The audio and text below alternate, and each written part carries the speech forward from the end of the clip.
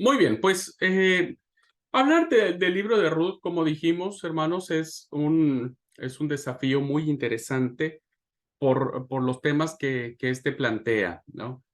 Quiero compartir con ustedes algunas de las ideas que plantea este, uno de los autores, José Vilchis, sobre el libro de Ruth. Voy a compartir la pantalla. No lo vamos a leer todo, solamente para ir viendo un poco los títulos, ¿no? Que nos ilustran un poco más respecto de lo que son la finalidad o el objeto del libro de Ruth. Eh, Él plantea cosas muy interesantes, ¿no? Cuando uno se enfrenta al libro de Ruth. ¿Qué ha pretendido el autor del libro de Ruth al escribirlo? O sea, ¿cuál fue la motivación? O sea, es una historia muy linda, ¿no? Pero realmente, ¿cuál fue la motivación que lo llevó? Proponer a los lectores un modelo de piedad familiar, un ejemplo que imitar en la persona de Ruth. ¿Será acaso eso lo que hizo que el autor dijera, bueno, voy a contar una historia sobre una mujer muy, muy linda, muy piadosa, con muchas virtudes? Reivindicar el honor de los antepasados del rey más grande de Israel. Habría que justificar, hermanos, quién era David, y por lo tanto habría que ver de dónde venía su descendencia para que de esa forma la descendencia del Mesías fuese una descendencia con validez este, mesiánica. Otra pregunta que hace el autor, José Vilchis, dice, eh, rechazar una legislación xenófoba sobre el matrimonio.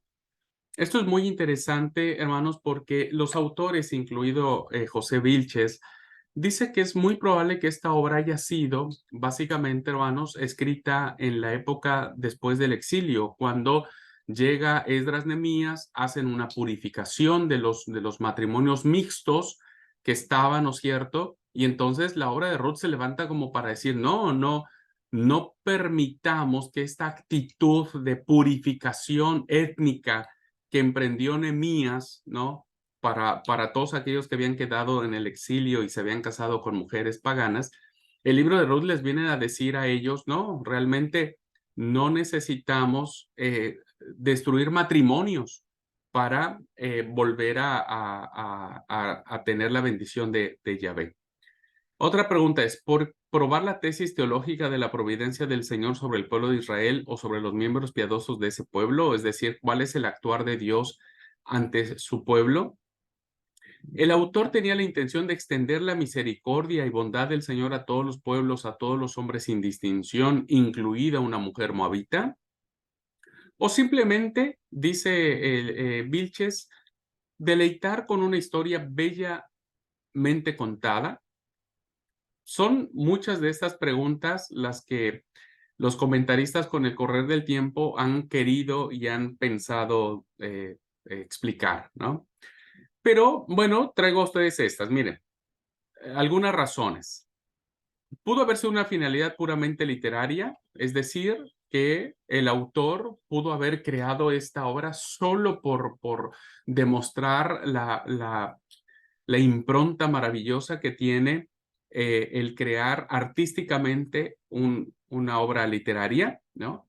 Puede ser una de las razones que no hubiese habido ninguna otra situación. En la larga historia de la interpretación del libro de Ruth se descubren líneas o tendencias que van más de lo concreto y particular a lo más simbólico y universal. Es decir, no es tanto de que el autor lo haya escrito solo porque no tenía nada que hacer. Otro propósito, virtudes familiares. Es decir, nosotros vemos que esta es una historia de una familia, ¿no? Donde las virtudes morales de esta familia son ejercidas dentro de una historia ejemplar, ¿no? Una historia, la suegra, los hijos, el esposo, las nueras, el pariente, etcétera, ¿no? Que también pueden ser un punto de partida donde la historia de Ruth manifiesta un aprecio de los valores más entrañables de la familia, ¿no?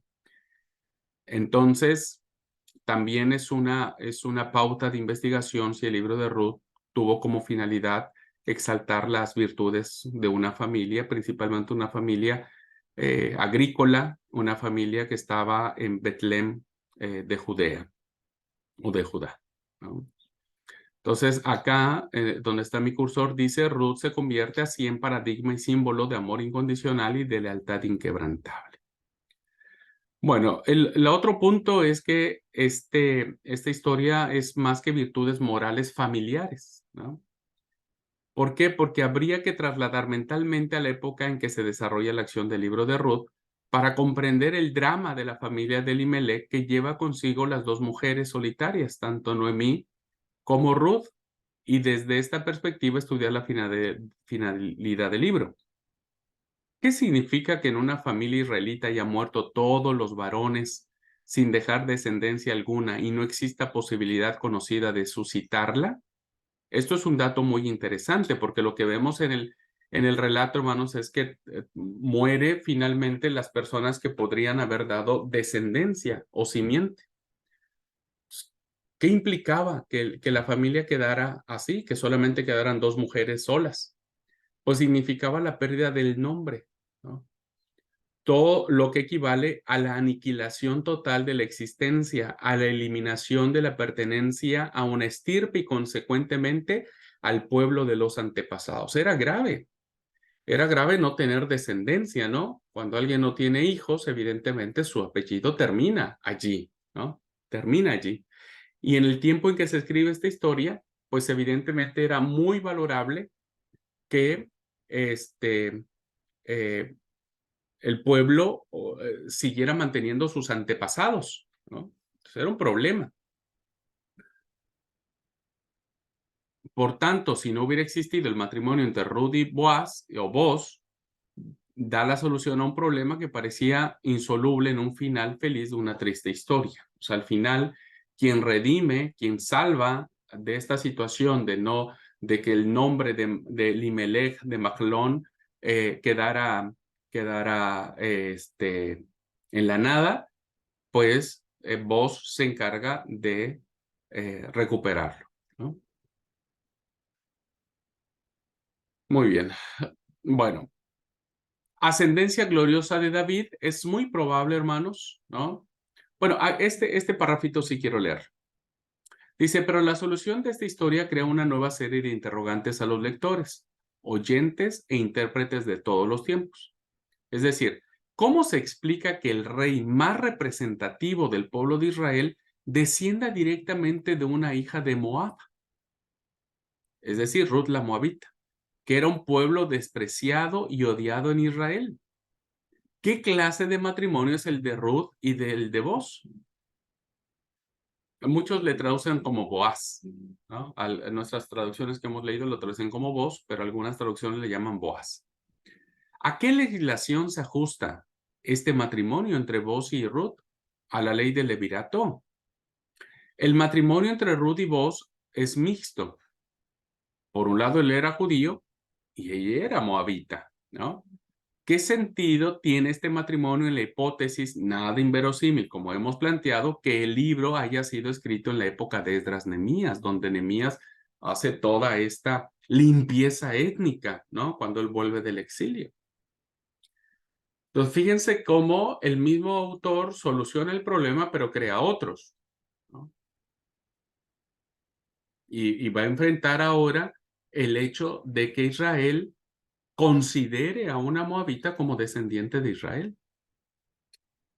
A ver, ¿qué quiero decir aquí? Bueno, quiero decir que Israel, ¿no es cierto? Perdón, la historia que se escribe de Ruth es muy probable que haya sido ya en la época de la restauración, ¿no? Ya llegando un poco a la época helénica, en donde había mayor apertura hacia los otros pueblos. Porque si ustedes dan cuenta, el redactor de esta historia no crea un conflicto porque Ruth sea moabita, es más, exalta a Ruth. La pone como una chica encantadora, la pone como una chica llena de virtud. Digo chica, la verdad que no tengo idea de cuántos años tenía. Pero bueno, la pone como una mujer encantadora, llena de virtudes, ¿no? Y varias veces, si se dieron cuenta en el texto, la refiere como la moabita, en un sentido no hostil, no de desprecio, sino más bien como un sentido referencial. Esto nos coloca en la hipótesis de que es muy probable que esta obra haya sido escrita mucho tiempo después, porque si se hubiera escrito en la época de la monarquía, el pueblo odiaba profundamente a los moabitas. Entonces, es muy probable que haya sido en la época ya después del destierro, ¿no? Cuando hay esta apertura hacia los otros pueblos de otras naciones, y en donde evidentemente, pues Ruth viene a ser como el libro que contrarresta la reforma social de Nehemías.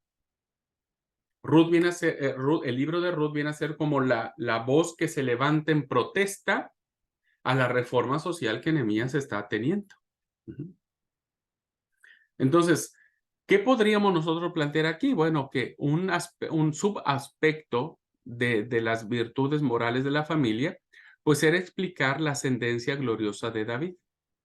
Se discute entre los autores hasta qué punto David forma parte del relato original de Ruth. O sea, ¿fue en la época davídica? ¿David influyó en su relato? Lo que nadie pone en duda es que en la redacción actual del libro de Ruth, David tiene alguna significación, o sea, tiene una connotación de dignidad, ¿no? ¿Por qué? Porque el nombre de David, o sea, de donde él viene, ¿no? Viene producto de un acto de redención. Es decir, que el antecedente del nacimiento de David viene por el Goel. El Goel era una institución en donde los parientes más cercanos redimían a las personas que quedaban sin un hombre o sin posesiones o sin tierra, quedaban en la nada. Entonces las personas los acogían, ¿no? Era la ley del Goel, la actitud del Goel, que era acoger a las personas para redimirlas en sus posesiones, en sus tierras o en su nombre. Por eso es que David, este libro dice que él viene descendiente de un Goel, es decir, de un acto de redención. Y ahí ya lo coloca en un aspecto muy interesante. ¿Ah? Se puede mantener con toda seguridad que David desciende de una moabita, eso ya el texto nos lo ha dicho. No cabe ni siquiera imaginar que la descendencia moabita de David será un puro invento. Esto no es así, o sea, al igual que Abraham viene una descendencia eh, de Ur de los Caldeos, por lo mismo sucede con Ruth. Pues era muy grande el desprecio y el odio que Israel sentía por Moab. Ciertamente el apelativo de Ruth, la moabita, no aparece en el libro como un apodo denigrante, como les había dicho, sino más bien como distintivo cariñoso, más allá y por encima de cualquier desprecio. La personalidad de Ruth es noble, delicada, merece tanto respeto que el escritor israelita no se avergüenza de recordarla continuamente como la moabita, digna de ser contada entre los israelitas más respetables en la historia del pueblo y la antepasada del rey David. Por lo tanto, entonces, el colocar a Ruth como una mujer moabita en este contexto dignificaba su descendencia. ¿Y quién era su descendencia? Pues el rey David, ¿no? Muy bien. Otro punto que vemos en el libro de Ruth es la ley del levirato. Es decir, ahora el problema que tenemos es Ruth, vos redime a través del Goel, de esta institución social de redimir a las personas, redime a Noemí, que era la esposa de su pariente, y redime en este caso a Ruth, ¿no es cierto? Pero ahora se casa. La pregunta es si ese casamiento está justificado por la ley del levirato.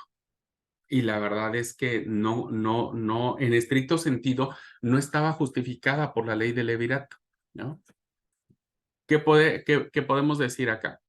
El relato del libro de Ruth está de tal manera concebido que debe terminar en boda. Este es el final natural de todas las peripecias que acontecen desde el principio. El final feliz, ¿no? Y vivieron felices para siempre. Bueno, el autor conduce con mano maestra la acción de los personajes y prepara el ánimo de los lectores para asistir activamente a la boda entre Boaz y Ruth. Él es un betlemita, ¿no? Originario de Betlem de Judea, y ella es una moabita. O sea, todos asistimos a la boda, ¿no? Una boda muy, muy linda. Lo más que probables prejuicios en contra del matrimonio entre un israelita y una extranjera caen por tierra gracias a la consumada habilidad del autor. Es decir, no era posible, no era consentido que un israelita se casara con una extranjera y menos moabita. Pero el redactor del libro lo hace ver de una manera tan espectacular, ¿no es cierto?, que lo arregla. Él ha sabido, es decir, el autor ha sabido entrelazar la simpatía en favor de Ruth, la moabita, es decir, todos queremos a Ruth. Ha tenido actos y gestos maravillosísimos de cuidado con la suegra, de estar con ella, de trabajar para ella, de alimentarla. Es decir, el redactor nos ha pintado a Ruth como una mujer que no me importa si es moabita. ¡Qué linda mujer! ¿No? Bueno, la simpatía a favor de Ruth la Moabita con una situación que tiene algún parecido con la institución ancestral en Israel y pueblos vecinos, que era el levirato. ¿Qué era el levirato? En aquellos tiempos se tenían en muy alta estima los valores de la estirpe y de la familia, entre los que sobresalía el que ningún miembro de ella, especialmente varón, debería quedar sin descendencia, ¿no? Porque recuerden, para Israel los descendientes son fundamentales. Hemos visto en muchas ocasiones, les he dicho que las genealogías para el pueblo de Israel son vitales para conocer su antepasado. Por eso los hombres no podían quedarse sin descendencia. Era una cuestión de honor familiar que se plasmó en la ley del levirato. Dice esta ley, según Deuteronomio 25, 5 y 6. Si dos hermanos viven juntos y uno de ellos muere sin hijos, la viuda, vuelvo a repetir, si dos hermanos viven juntos y uno de ellos muere sin hijos, la viuda no saldrá de casa para casarse con un extraño. Su cuñado se casará con ella y cumplirá con ella los deberes legales de cuñado. El primogénito que nazca continuará el nombre del hermano muerto y así no se extinguirá su nombre en Israel.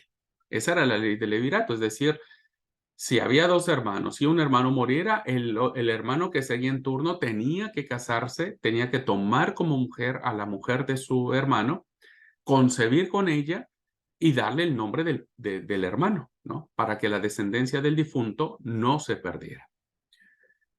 Vemos un ejemplo muy interesante, hermanos, ¿no? Que ese es el antecedente que encontramos en este libro de Ruth. En Génesis 38, Judá pone en práctica esta ley o costumbre, el hijo de Jacob, ¿no? ¿Qué dice el pasaje de Génesis 38? Dice, Judá le buscó mujer a su primogénito. La mujer se llamaba Tamar, ¿no? La historia de Tamar, otro nombre de mujer que aparece en la genealogía de Jesús. ¿Mm? Bueno, le consigue una mujer, se llama Tamar. Pero el primogénito de Judá, no agradaba al Señor y el Señor lo hizo morir. Entonces Judá dijo a Onán, cásate con la viuda de tu hermano según tu obligación de cuñado y procúrale descendencia a tu hermano. Pero Onán, sabiendo que la descendencia no iba a ser suya, cuando se llegaba a la viuda de su hermano, derramaba por tierra para no procurar descendencia a su hermano. Desagradó al Señor lo que hacía y lo hizo morir también. ¿Mm? La historia sigue, pero queda constancia de que el levirato estaba reconocido en Israel. O sea, eso era como tendría que haber sucedido. Es evidente, dice el autor, es evidente que el levirato en sentido estricto no se aplica al matrimonio de Ruth y de Boz, puesto que Boz no es cuñado de Ruth, aunque muchos autores lo relacionan entre sí. Este es un conflicto que queda ahí abierto, ¿no? Estrictamente, en estricto sentido, pues no hay levirato, porque Boz no era el cuñado de Ruth. ¿Cómo justificar, no? Por eso decía que a veces la historia da más problemas que respuestas. ¿Cómo justificarlo? Puede ser, ¿no? Que haya, pero no lo es. O sea, no es el levirato como tal. Y entonces aparece un subtítulo como matrimonios mixtos y matrimonio entre Rus y Boz. Es decir, en el matrimonio entre Rus y Boz hay otros aspectos tan importantes o más que el del levirato. O sea, es decir, ok, podemos pasar en alto si se cumplió o no la ley del levirato, ¿no? Pero hay algo más, que son los matrimonios mixtos. Una y otro pertenecen a pueblos diferentes que no adoran al mismo Dios. ¿Se ha propuesto el autor de Ruth dar respuesta a este grave problema? Por algo lo planteó de esa manera el autor. Israel siempre tuvo prejuicios contra las gentes de otros pueblos, unas veces por razones históricas de vecindad, otros por motivos religiosos. Sobre los habitantes de Moab, vemos en Deuteronomio 23:4 que dice: no se admiten en la asamblea del Señor amonitas ni moabitas. No se admiten en la asamblea del Señor ni aún en la 10ª generación. O sea, por ley deuteronómica, los moabitas estaban totalmente excluidos de algo que tuviera que ver con Israel. La historia de Israel, por desgracia, es una historia de vecinos muy mal avenidos, ¿no? O sea, siempre ha tenido vecinos muy complicados. Sin embargo, como en cualquier historia nacional, es inevitable la mezcla de razas y de familias por medio de los matrimonios mixtos. Lo vemos ahora, ¿no? Eso no se ha acabado. Sigue habiendo matrimonios mixtos dentro de nuestras congregaciones. En Israel no faltan ejemplos gloriosos de sus matrimonios. José se casa con Asenet, que es egipcia. Moisés se casa con Séfora, que es madianita. David se casa con otras mujeres, Abigail, que no es del pueblo, etcétera, ¿no? Con otras mujeres que no son del pueblo. Bien, las circunstancias históricas adversas hacen que se añore la pureza de la sangre, como lo establece un libro apócrifo llamado Tobías, o que se proscriban radicalmente los matrimonios mixtos, es decir, que no existan los matrimonios mixtos como lo vemos, hermanos, en estos pasajes de Esdras y de Nehemías, ¿no? Léanlos después en casa, estos capítulos, y se van a dar cuenta que Nehemías tenía una reforma social que decía que los matrimonios mixtos no podrían ser.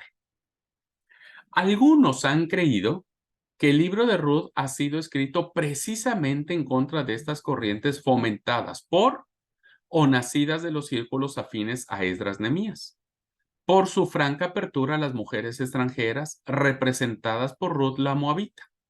Con todo, el ambiente que se respira en el libro de Ruth es diferente, es pacífico, no tiene nada de polémico, no parece pues razonable considerarlo fruto de una lucha dialéctica. Es más bien el resultado espontáneo de un periodo en el que la convivencia entre los diferentes pueblos de la zona es pacífica. Por esto se ve con buenos ojos que una joven moabita, Ruth, entre a formar parte del pueblo de Israel por su matrimonio entre el betlemita Boz y de esta manera sea contada entre los antepasados del rey David. Así que bueno, vemos estos aspectos, hermanos, que son muy interesantes en cuanto al libro de Ruth, ¿no? Hay ya hablé sobre la providencia de Dios. Vemos también, solamente quiero enfatizar esta parte sobre la providencia de Dios. Algo que dije de pasada, pero ustedes me permiten leerlo, dice: la sencillez en el relato y en la trama del libro de Ruth ha dado motivo para que el libro se interprete como un episodio sin más trascendencia que el de la vida humana. Sin embargo, o sea, es decir, no tiene mayor complicación el libro de Ruth. Sin embargo, son muchos los que descubren en Ruth una lección prácticamente de la providencia divina, que conduce los acontecimientos humanos según sus designios. El Señor no perturba en absoluto la acción normal de los acontecimientos humanos. Esta es una frase digna de resaltar, aprendérnosla, escribirla en algún lado, como ustedes quieran. Porque esta frase representa básicamente muchas de las cosas que suceden en la vida misma, ¿no? Tanto en el texto sagrado como en nuestras propias vidas. El Señor no perturba en absoluto la acción normal de los acontecimientos humanos. Yo prediqué este sábado a la iglesia y les dije, hermanos, las desgracias que pueden venir a nuestras vidas son parte natural de nuestra existencia. No podemos evitar la enfermedad, no podemos evitar la muerte, no podemos evitar el desempleo, no podemos evitar las guerras, no podemos evitar muchas o todas de las cosas que pueden acontecernos en nuestra vida, como eh, Elimelech y Noemí nunca se imaginaron que irse a los campos de Moab pues terminarían en esta desgracia, pero la desgracia llegó. Entonces, eh, Dios no perturba eso. Los acontecimientos humanos, hermanos, tienen que venir de alguna u otra manera, ¿no? La muerte de nuestro esposo, de nuestra esposa, de nuestros hijos, de nuestros padres, en fin, Dios no lo va a perturbar, ¿no? Sigo diciendo, desde antiguo se vive en Israel la fe en la presencia activa, pero escondida del Señor en la historia. Dios siempre está activo, muchas veces escondido, pero Él está activo porque Dios es un Dios que se mete en la historia de su pueblo. El segundo Isaías, hablando con el Señor, confesaba, es verdad, tú eres un Dios escondido, el Dios de Israel, el Salvador. En el drama del libro de Ruth, el actor principal, pero invisible, es el mismo Señor, como sucede en algunos relatos del Génesis, por ejemplo, la historia de José. Dios está detrás de la escena, pero esto está allí. O en la historia de la sucesión del trono de David. Los hombres son los instrumentos visibles de su providencia. El hombre de fe puede descubrir en los acontecimientos concretos la forma de ser y de actuar el Señor. Por lo mismo, el intérprete lo puede descubrir en relatos bíblicos como en el libro de Ruth. Repito esta frase, el hombre de fe puede descubrir en los acontecimientos concretos la forma de ser y de actuar del Señor. Es la fe la que nos impulsa, es la fe la que nos coloca siempre en esperar la providencia divina. Bueno, y con esto estaríamos terminando un breve abordaje, ¿no?, de lo que representa el libro de Ruth. Así que si hay alguna pregunta, algún comentario sobre este hermoso libro, es un libro para ser respirado y para ser predicado. Para ser respirado y para ser predicado. Así que bueno, si hay alguna pregunta, hermanos, alguna duda, algún comentario sobre el libro de Ruth, hablen ahora o callen para siempre.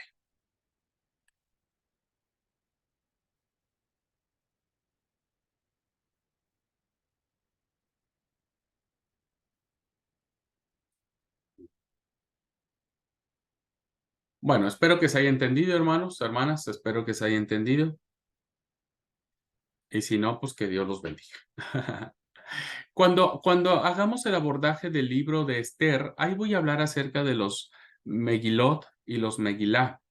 Eh, Porque los Megilot, el rollo de los Megilot es un rollo que terminó en la tradición judía encerrando los 5 libritos que tenemos de la Biblia, los 5 libros de la Biblia, ¿no? Este, que en este caso es Esther, es Cantar de los Cantares, Lamentaciones, Ruth y,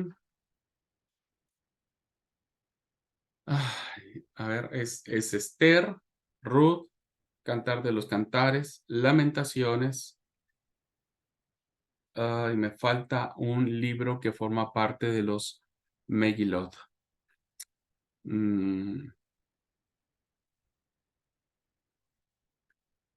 Ahora mismo se los digo para no quedar con la duda. Bueno, cuando hablemos acerca, insisto, ¿cómo es? Del libro de Esther, ahí vamos a hablar acerca de esto. Mm,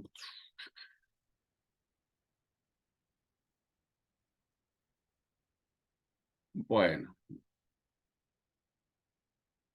la verdad que me falta uno, pues son 5 libros.